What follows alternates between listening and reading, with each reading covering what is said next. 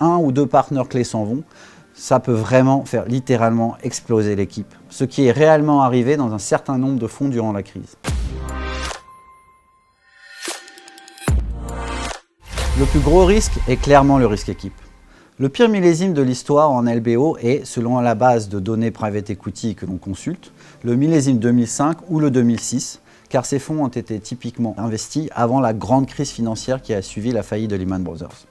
Bref, la totalité du portefeuille de ces fonds a été investie 1. À des valorisations élevées, 2. Avec beaucoup de leviers financiers, et 3. Souvent dans des secteurs cycliques, et la totalité de leur portefeuille a ensuite subi la crise de plein fouet. Il faut néanmoins noter que la performance de ce millésime se situe dans les 8% de TRI net. Donc aucun millésime n'a généré de retour médian négatif ou même inférieur à 8% net. Mais cela ne veut évidemment pas dire qu'on ne peut pas perdre d'argent en investissant dans un fonds de private equity, car le chiffre que je viens de donner n'est qu'une médiane. La raison la plus fréquente qui peut entraîner un retour négatif, c'est un grave problème d'équipe. Lorsque j'ai débuté en fonds de fonds en 2007, les performances des petits fonds du lower middle market en Europe du Sud étaient excellentes. On venait de vivre un cycle économique porteur avec en plus beaucoup de transferts de capital du nord vers le sud de l'Europe après la création de l'euro. Beaucoup d'investisseurs se battaient pour avoir une allocation dans les meilleurs fonds LBO lower middle market italiens ou espagnols. Lorsque la crise financière a frappé, suivie en plus de la crise de la dette souveraine en Europe, les portefeuilles existants de certains de ces fonds ont été durement impactés. Ce genre de difficultés crée automatiquement des tensions au sein des équipes de ces gérants et dans certains cas, ces tensions entraînent le départ d'hommes clés. Si vous êtes une équipe indépendante d'une dizaine de professionnels d'investissement seulement, gérant un petit fonds et que 1 ou 2 partenaires clés s'en vont, ça peut vraiment faire littéralement exploser l'équipe. Ce qui est réellement arrivé dans un certain nombre de fonds durant la crise.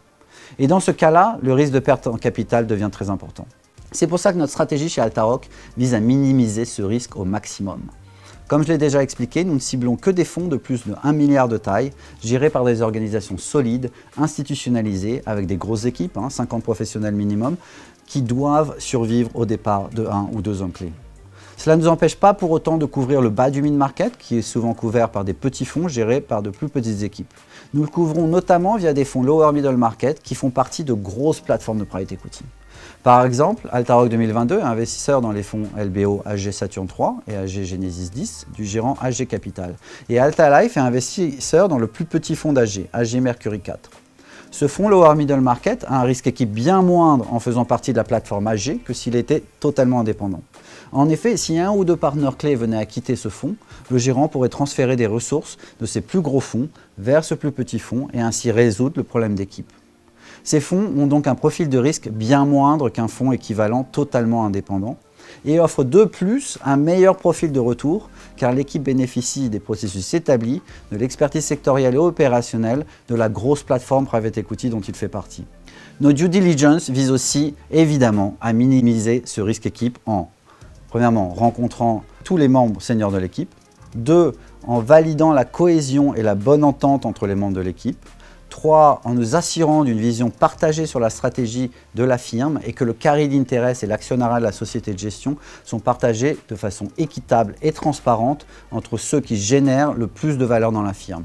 Et enfin, en nous assurant qu'on comprend parfaitement les raisons des départs éventuels des bons performeurs, qu'on comprend parfaitement la stratégie de recrutement de la firme et la stratégie d'intégration de la firme. En mesurant le niveau de satisfaction au travail des membres clés de la firme, en validant la réputation de chacun des membres clés de la firme, en nous assurant que les plus jeunes générations sont heureuses avec de vraies perspectives, et enfin en nous assurant que les hommes clés de la firme investissent des montants significatifs à nos côtés.